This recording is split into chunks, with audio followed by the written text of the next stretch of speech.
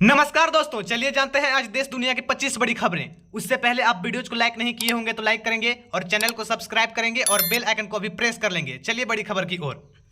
कोलकाता के RG medical college अस्पताल में 8 अगस्त देर रात ट्रेनी डॉक्टर की अर्धनग्न लाश मिली थी। पुलिस के मुताबिक रेप के बाद हत्या की गई थी। प्राइवेट पार्ट, आंख और मुंह से खून बह रहा था। उसकी गर्दन की हड्डी भी टूटी हुई थी। घटना को लेकर आज देश भर के 3 लाख रेजिडेंट डॉक्टर हड़ताल पर हैं। मुख्यमंत्री ममता बनर्जी ने बोली, 18 अगस्त तक पुलिस केस सोल्व नहीं कर पाई तो जांच सीबीआई को सौंपेंगे।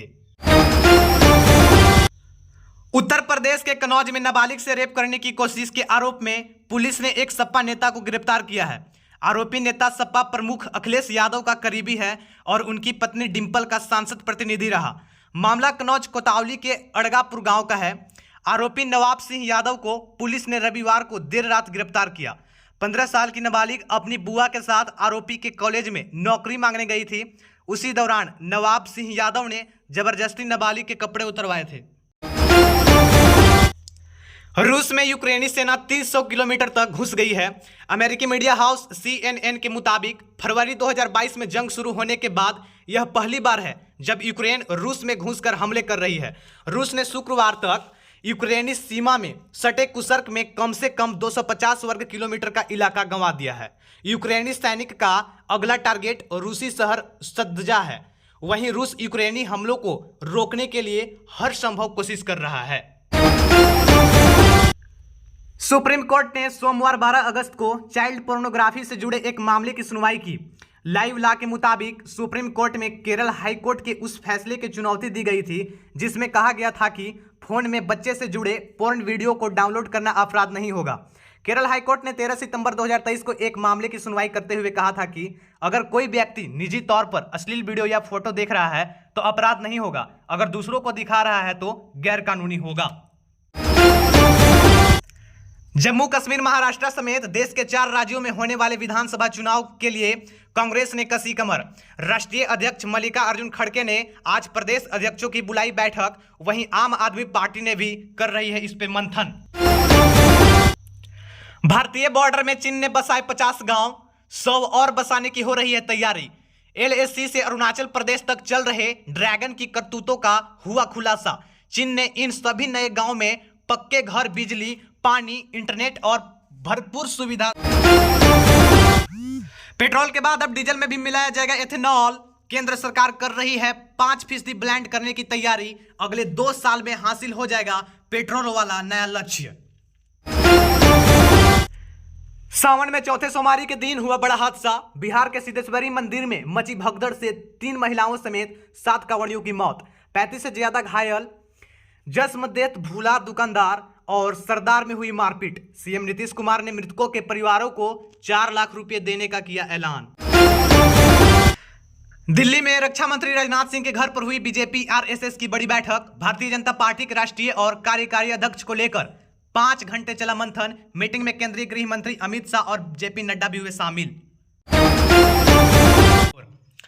पीएम मोदी ने दी किसानों को बड़ी सौगात। जारी की ज्यादा उपज देने वाली 61 फसलों की 109 किस्में। किसानों और वैज्ञानिकों से की बात। बोले, प्रयास से कम लागत में ज्यादा उत्पादन के साथ ही पर्यावरण पर भी सकारात्मक प्रभाव पड़ेगा।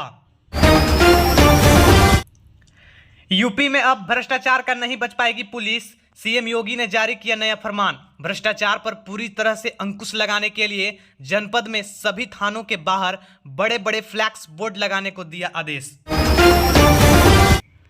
बांग्लादेश में हिंसक प्रदर्शन के बीच हिंदुओं और दूसरे अल्पसंख्यकों के खिलाफ हिंसा जारी है।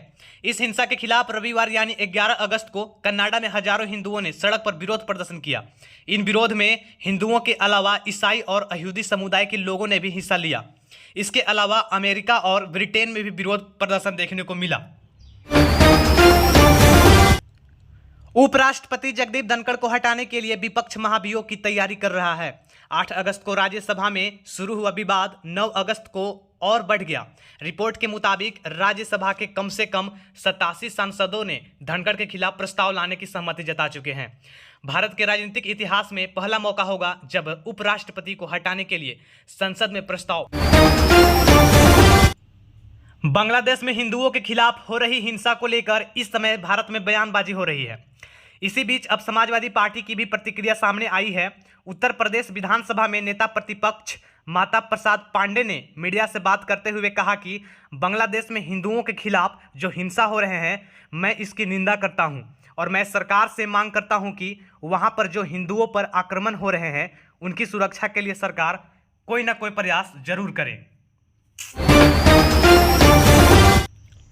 झारखंड के मुख्यमंत्री हेमंत सोरेन ने अपने 49वें जन्मदिन पर जेल में हाथ पर मुहर की तस्वीर शेयर किया।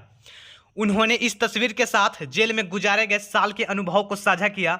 उन्होंने कहा, जब एक चुने हुए मुख्यमंत्री को बिना किसी सबूत के, बिना कोई शिकायत के, बिना कोई अपराध के जेल में 150 दिनों तक डाल सकते हैं तो ये आम आदमी के साथ क्या करेंगे। बॉलीवुड के बादशाह शाहरुख खान हाल ही में स्विट्जरलैंड में आयोजित हो रहे 77वें लोकार्नो फिल्म के फेस्टिवल का हिस्सा बने थे। यहां उन्हें पार्डो अल्ला कैरियर अवार्ड से सम्मानित किया गया। अवार्ड लेने के बाद शाहरुख ने इटालियन भाषा में दर्शकों का अभिवादन करने की कोशिश की, लेकिन वह ठीक तरह से इटालियन नहीं बोल सके। हिडनबर्ग की रिपोर्ट में अडानी ग्रुप के कंपनियों में SEBI चीफ माधवी पुरी बुच की हिस्सेदारी के खुलासे के बाद राजनीतिक शुरू हो गई है। अब नेता प्रतिपक्ष सांसद राहुल गांधी ने भी सरकार से 3 सवाल पूछे।